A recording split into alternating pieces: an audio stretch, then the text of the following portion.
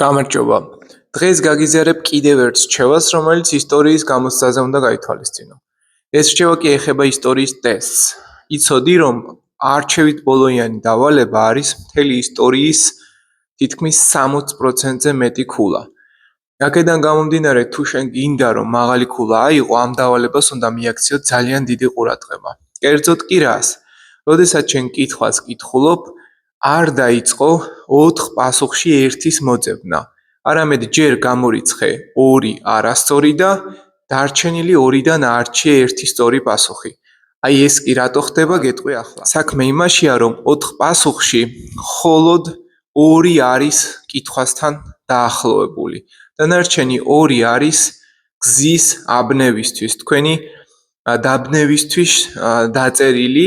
აქედან გამომდინარე, აუცილებელია, რომ ის პასუხები პირველ რიგში გაფილტრო, რომელიც კითხვაში არსებულ აქცენტს არ ემთხვევა. რა არის კითხვაში არსებული აქცენტი, ამას უკვე შემდგომ ვიდეოში გეტყვი. თუ მოგეწონა ვიდეო, აუცილებლად გაუზიარე მეგობრებს და დაელოდე მესამე რჩევას.